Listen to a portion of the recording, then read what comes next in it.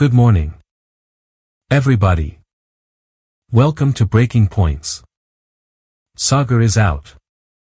I wasn't sure if I could disclose the reason he's out. But we can. He just messaged back. So, he's recording with Tucker right now in Maine. Actually reacting to the interview that Tucker just dropped with the president of Iran.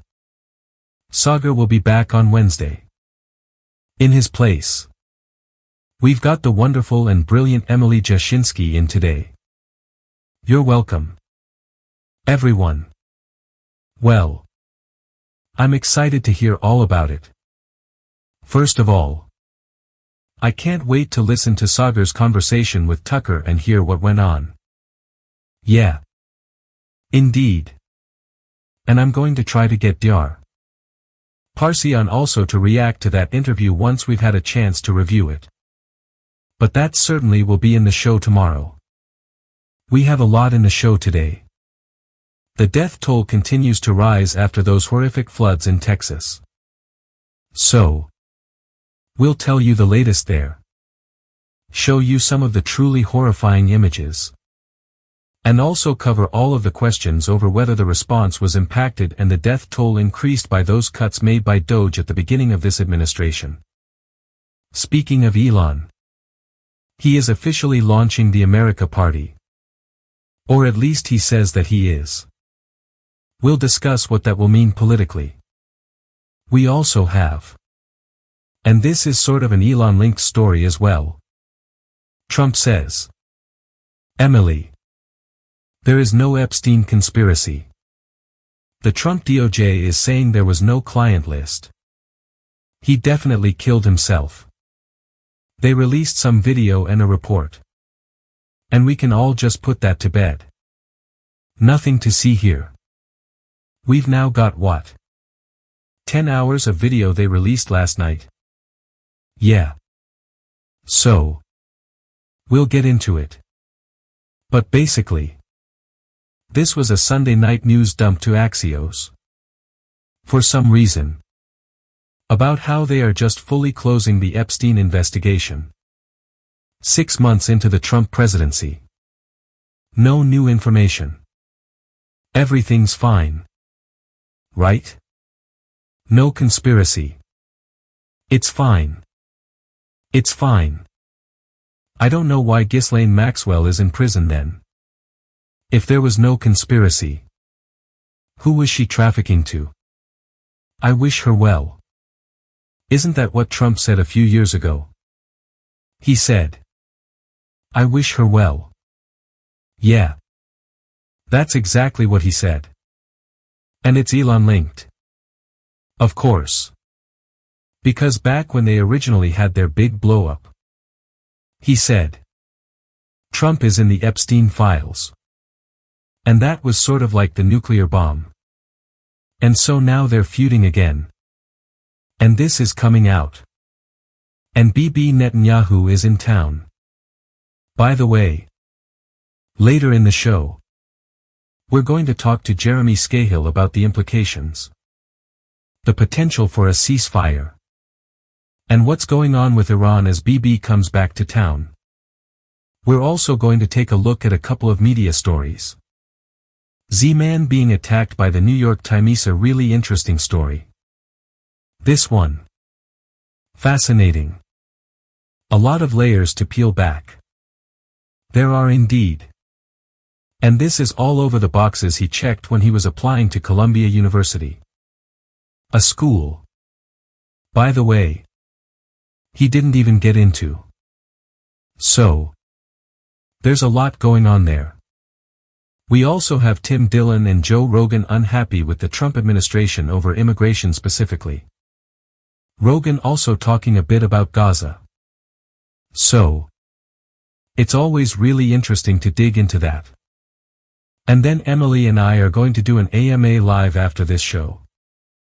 For those of you who are not premium members.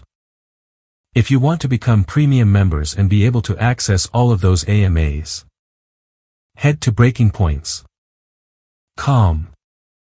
We so appreciate all of your support.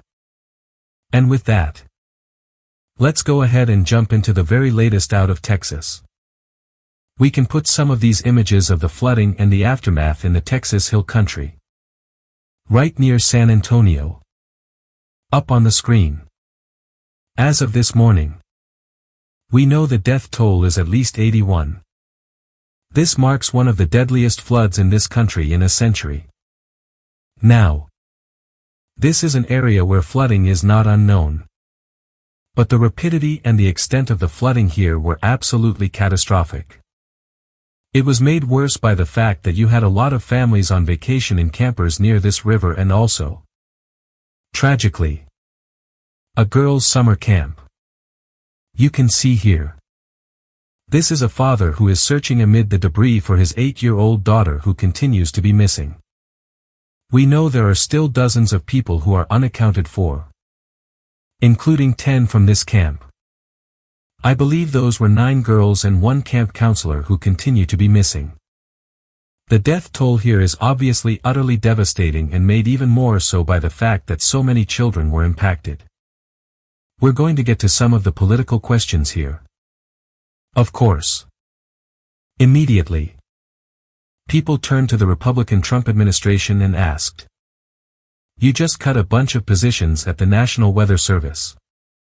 You just cut positions at these local offices that are supposed to handle weather forecasts and communicate with the community. Is that part of why this death toll is so high?" But before we get to that, Emily, just your reaction to the horror coming out of Texas right now? You know, I think like a lot of people, I spent the weekend basically trying to avoid these stories. The video of the father that we just saw in particular is unimaginable. That one just stayed with me. We didn't hear it. But in the audio, he says something to the effect of, "I know she was here." The fact that there are still 10 people unaccounted for from the camp. Just thinking about what the families are going through as you're sifting through debris from a flood, looking for little girls. And what about the first responders whose job it is to look for these little girls in the floodwaters? 2 of them, sisters, were found clutching each other in their arms. I mean, this is one of the worst stories I think anyone can remember reading or living through in a long time. Hopes are fading that they're going to find additional survivors at this point. And the rescuers are concerned also because there is more rain in the forecast. Another significant rainfall expected for today. So, you know, we are all certainly thinking about those families who are impacted. Those families who are still holding out hope that their loved ones will be found. There was one remarkable rescue story just recently. A young girl, I think, who survived by clinging to a mattress. And there have been, obviously, stories of absolute heroism from the rescuers. I know one in particular rescued like 150 girls at this camp. So, just absolutely horrific. At the same time, as I said, you know, a lot of questions here about what went wrong. There's a lot of layers because, first of all, you have the question of the forecast being wrong. It underestimated the amount of rainfall by about half. So, you're talking about a very different scenario when it's 6 inches of rain versus 12 inches. Which is what ultimately fell. So, that would be the National Weather Service. You also have questions about whether the right warnings went out at the right time. This was all complicated by the fact that it was unfolding at night. So of course, people were asleep and may not have been receiving those alerts. And then the other layer is, you have people in these local offices whose job it is to communicate with the community and make sure they are prepared. Were those relationships still active? Was that communication happening in the way that it should have? Texas officials came out pretty hot, blasting the National Weather Service for the inability to predict the amount of rainfall that actually fell here. Let's go ahead and take a listen to a little bit of that. The original forecast that we received on Wednesday from the National Weather Service predicted 3 to 6 inches of rain in the Concho Valley and 4 to 8 inches of rain in the Hill Country. We worked with our own meteorologists to fine-tune that weather statement. And as many of you know in broadcast journalism and meteorology, you can go back and look at your own forecast. The amount of rain that fell in this specific location was never in any of those forecasts. This rain event sat on top of that and dumped more rain than what was forecasted. When we got the report, it was about 7 feet or so on the South Fork. And within a matter of minutes, it was up to 29 feet. And all of that converged at the Guadalupe. And that's where we saw those very quick rises in floods. But listen. Everybody got the forecast from the National Weather Service. Right? You all got it. You're all in media. You got that forecast. It did not predict the amount of rain that we saw. So Emily. Look. Sometimes weather forecasters get it wrong. But you also can't help but look at the fact that the National Weather Service took significant hits from DOJ and ask the question, would they have been better able to estimate the amount of rainfall if they had full capacity here? What is your reaction to that from these Texas officials? Who, by the way, many of whom are Republicans who supported the cuts. The blame shifting here is also a little bit rich. Yeah. In times like this, I always like to go to people in the area who have some expertise. Matt Lanza is a Texas-based meteorologist. And he posted on X in response to the Homeland Security Twitter feed. They posted a long thread saying, the mainstream media is deliberately lying about the events leading up to the catastrophic flooding in Texas. He responds and says, the MSM isn't lying. They're doing their job by asking completely valid and crucial questions since the admin has proposed zeroing out essentially all NOAA research in the 2026 budget and aspired to take in buyouts of hundreds of NWS employees in recent months. He has an interesting take. He says, while the local NWS office did good work during this event, the reality is that these questions are perfectly valid and reasonable given the circumstances. And yes, the office is still understaffed, if not comparable to worse-off offices. He expanded on this in a super interesting Substack, where he breaks down complicated meteorological language in a more understandable way. He explains how you had a situation escalate so rapidly between 1 and 4 in the morning, in ways that are hard to predict. When you have an area so prone to flooding, you get a flash flood warning 8 out of 10 times. And sometimes it's bad. But it's never this bad. So he says, did budget cuts play a role? No. In this particular case, we have seen absolutely nothing to suggest that current staffing or budget issues with NOAA and NWS played any role at all in this event. Then he goes on to say, in fact, weather balloon launchers played a vital role in forecast messaging on Thursday night as the event was beginning to unfold. But he said, use this event as a symbol of the value that NOAA and NWS bring to society. Understanding that as horrific as this is, it could have always been worse. So where I find myself is, I think the questions are entirely valid. Especially because, as you alluded to just moments ago, Crystal, it now seems like the focus should be on what happened after the forecasting. As these warnings were starting to hit. It's 1 o'clock in the morning. People are asleep. There are summer camps. There are children along the river banks. Was the message conveyed in reasonable ways? I think these are entirely legitimate questions. So, we'll see as more information comes out exactly what happened. But when Republicans talk about cutting the administrative state, When people like me talk about cutting the administrative state, and events like this happen, you always have to own it. I mean, you always have to own it when it looks like there's a correlation. I'm not convinced that there is in this case. And I don't have any particular position on whether the National Weather Service was overstaffed. No idea.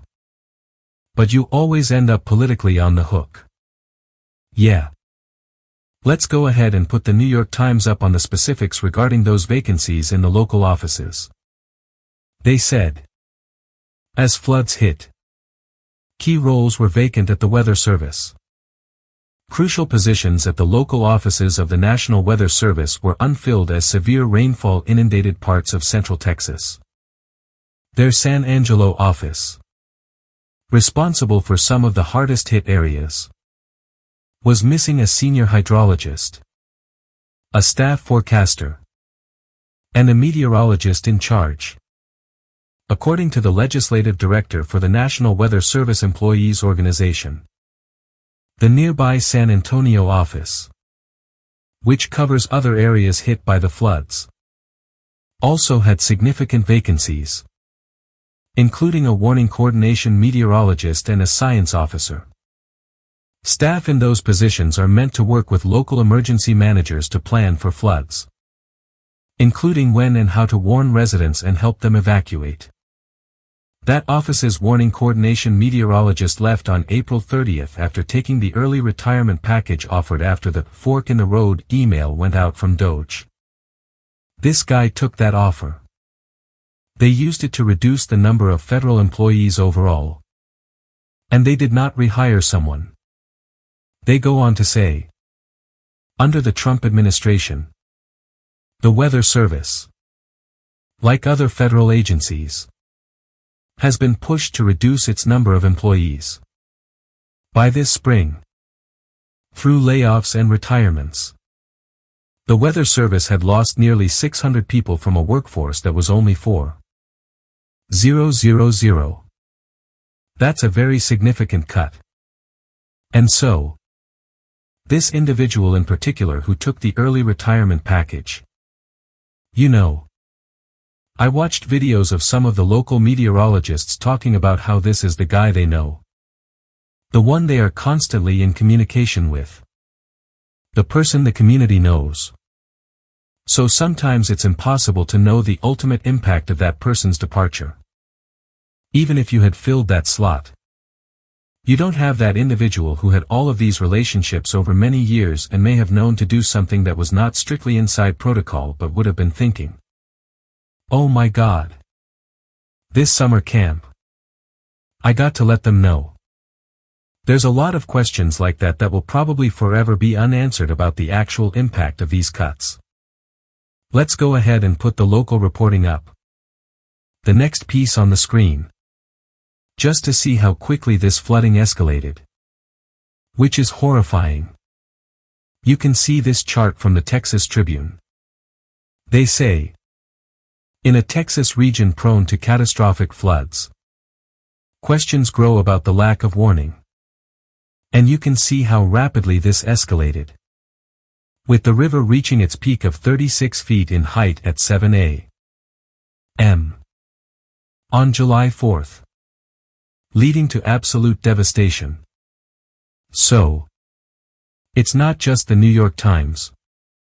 It's also local outlets like the Texas Tribune asking these same questions about whether these cuts played a role in the devastating toll.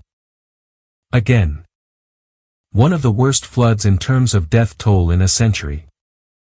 And of course, there's a climate change question to this as well. As we see these catastrophic, extreme weather events, these once-in-a-100-year floods happening now on a decade-by-decade basis more and more frequently. That's a big piece of this.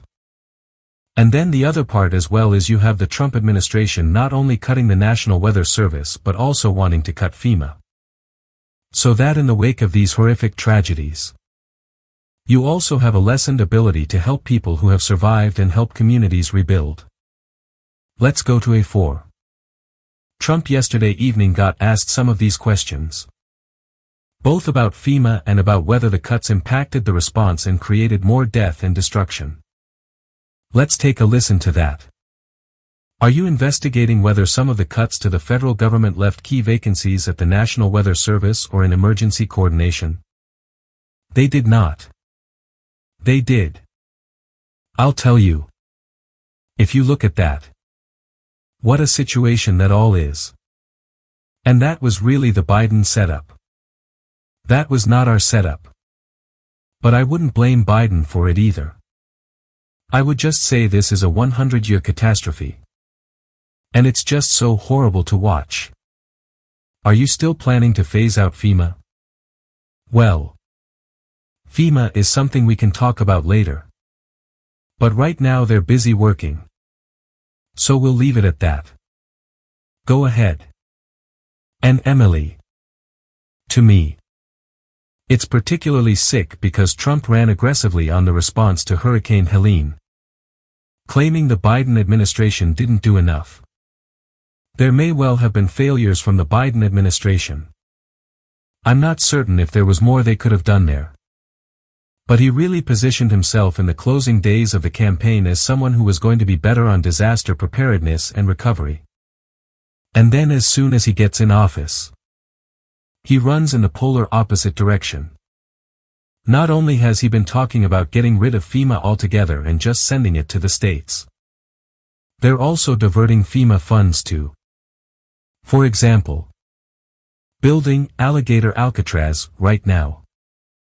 So again, you not only have the DOGE chainsaw that came in and cut the National Weather Service, and NOAA has been a long-time conservative priority.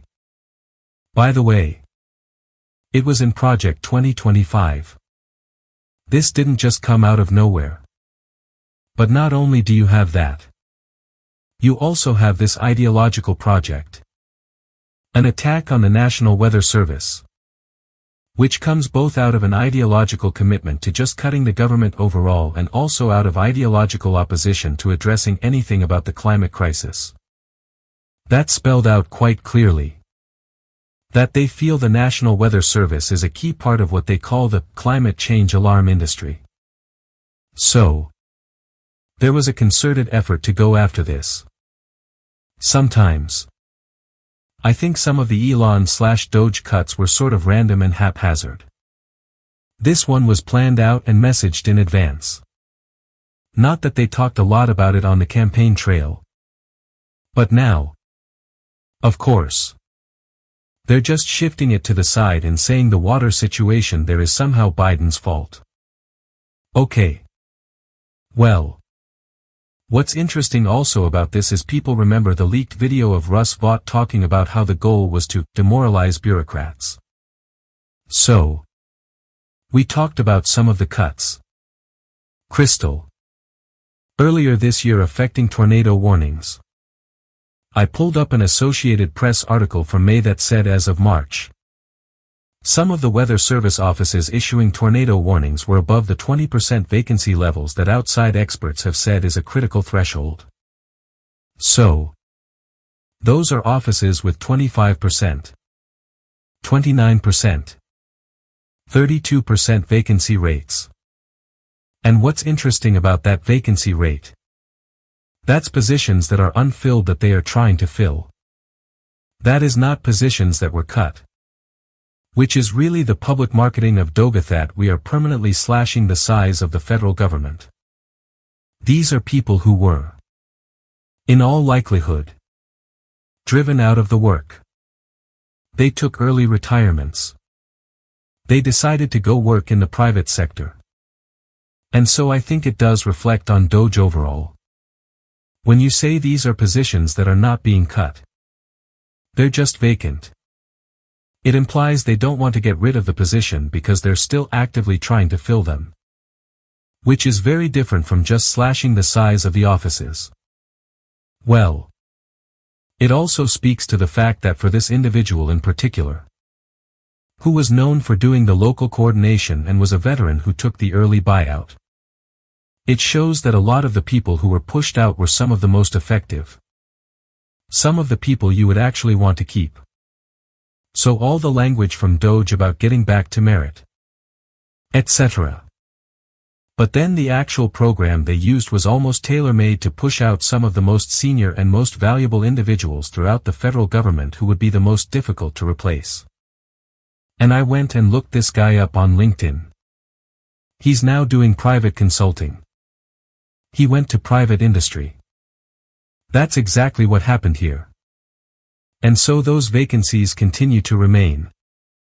But there's a hiring freeze at the agency.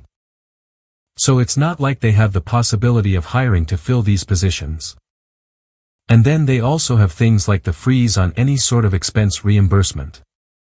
So there was an inability to travel to coordinate between the state office and local communities. You know. I was telling you. I was watching the Titan submersible documentary on Netflix. And when you see that dude, Stockton Rush, who went down with the ship, the way he went about doing things, just like there was no cost to all of his. I'm not going to get my submersible classed and inspected by the federal government. I'm not going to play by the rules. I'm an innovator. He talked about how he molded himself after Elon Musk. There were so many personality similarities there. Where it's just like these guys think that none of this stuff matters. Like there aren't going to be any real-world impacts of their willingness to cut corners and do things however they want. I mean, you see it with Elon too with the USAID cuts. He's in total denial that that has impacted anyone's lives. Obviously. Even if you're someone who doesn't like USAID, you have to be honest and admit. Of course. When you pull funding for medicine away from kids who need it, that's going to impact people's lives. And so, there were huge warnings here about what this could ultimately mean for life and death. The living heads of the National Weather Service, all the previous heads, put out an open letter warning of exactly this. They said that NWS staff will have an impossible task to continue their current level of service. Some forecast offices will be so short-staffed they may be forced to go to part-time services. Not only are there fewer forecasters, there are fewer electronic technicians responsible for maintaining the critical NEXRAD radars. Our worst nightmare is that weather forecast offices will be so understaffed there will be needless loss of life. We know that's a nightmare shared by those on the forecasting front lines and by the people who depend on their efforts. So, they warned of this. There was actually a warning from a Florida forecaster, a veteran meteorologist down in South Florida. That went viral at the time and is now going viral again because he was sounding the alarm about what these cuts could mean as we head into hurricane season. Let's take a listen to that. When is it going to turn? John. It's not turning. It's coming straight to us. It's going to turn. The turn will come Monday afternoon. Monday evening into Tuesday. Remember that? That was about 6 years ago. That was Hurricane Dorian as it was absolutely devastating the northwest Bahamas as a Category 5. Sat over that region for 2 days. It was headed straight west. Lots of people in Florida were concerned the hurricane was heading here. Confidently. I went on TV and I told you. It's going to turn. You don't need to worry. It is going to turn. And I am here to tell you that I am not sure I can do that this year because of the gut cuts. The gutting. The sledgehammer attack on science in general. Let's talk about the federal government cuts to the National Weather Service and to NOAA. Did you know that Central and South Florida National Weather Service offices are currently basically 20 to 40% understaffed? From Tampa to Key West, including the Miami office. 20 to 40% understaffed. Now, this type of staffing shortage is having impacts across the nation because there's been a nearly 20% reduction in weather balloon launches that carry those radiosondes. And what we're starting to see is that the quality of the forecasts is becoming degraded. There's also a chance because of some of these cuts that NOAA Hurricane Hunter aircraft will not be able to fly this year. And with less reconnaissance missions, we may be flying blind and we may not exactly know how strong a hurricane is before it reaches the coastline. Like what happened a couple of years ago with Hurricane Otis in Acapulco, Mexico. What you need to do is call your representatives and make sure that these cuts are stopped. So there you go. A dire warning there back in February from that South Florida forecaster in the immediate wake of these cuts. And there are a lot of questions about what happened here. I think it's fair to say we don't know at this point whether the cuts made a difference or not. But you can't help but ask, did the cuts to the National Weather Service, these local offices, these vacancies, these individuals who had long-time expertise and relationships in this community, could those people have made a difference here if they hadn't been pushed out? If these offices were not understaffed? It's horrifying to see. And certainly, this won't be the last time that these questions are raised. And you know, Emily, this is anecdotal. But I will say we were at the beach last week trying to plan out our daily schedule. And the forecasts were the worst I have ever seen. When I was looking on the weather app, which gets all of its information from the federal government, it was just wildly wrong every single day. Really? Yeah. And look. Again. Weather forecasts in the best of funding times can be wrong. But I look at them and think, this could be Doge. The reason that this is all wrong could very well be that they just don't have the resources to accurately forecast the way that they used to.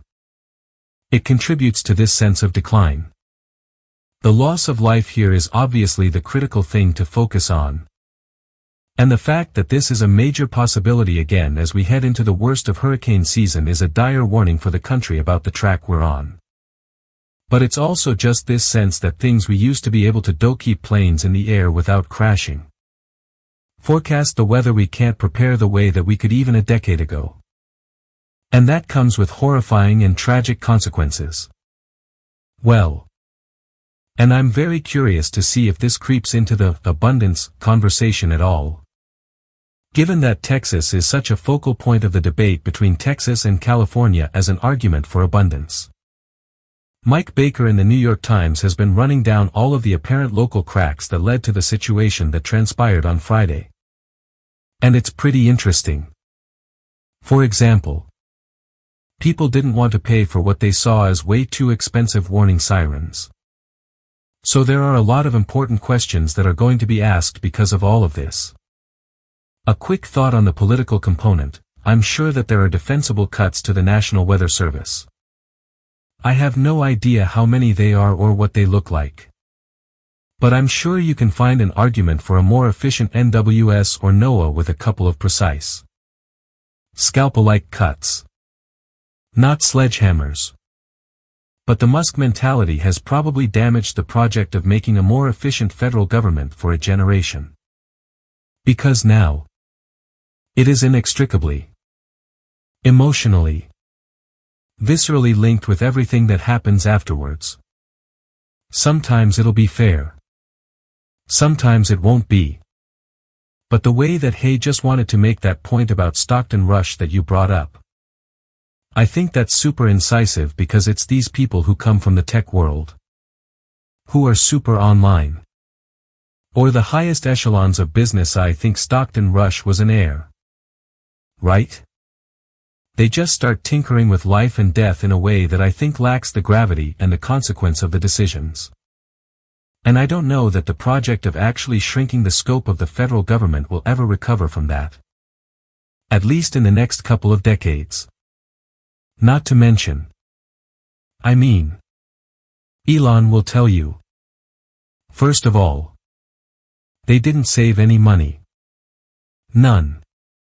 They cost the federal government money.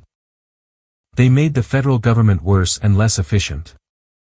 And it cost more money. Right? And they just passed this big, Beautiful bill which is going to blow up the debt and the deficit. So if there was any pretense of, oh, this is all to get our spending under control. I mean, no. You just made things worse. That's it. That's what you accomplished. But amid the political back and forth and the staggering loss, glimmers of hope and heroism continue to shine through. We heard about the incredible first responders. Like the one who single-handedly rescued 150 girls from the summer camp. And the young girl who miraculously survived by clinging to a mattress. These stories show the best of humanity in the face of nature's worst. And just this morning, in a piece of news that brings a tear to the eye, we've learned that the father we saw so desperately searching through the debris has been reunited with his 8-year-old daughter. She was found by a volunteer search party. Cold and exhausted but alive. Having been sheltered by a lucky pocket of debris downstream. Their reunion is a powerful reminder that even in the darkest of times, miracles can happen.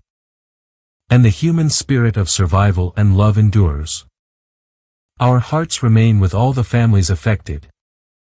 But today, we hold on to that one small, beautiful victory. If you appreciated our coverage and want to support independent media that asks the tough questions, please consider hitting that like button and leaving a comment below. It truly helps get our show out to more people. And for the full, ad-free experience and access to our AMAs, be sure to subscribe at breakingpoints.com. Thank you for watching.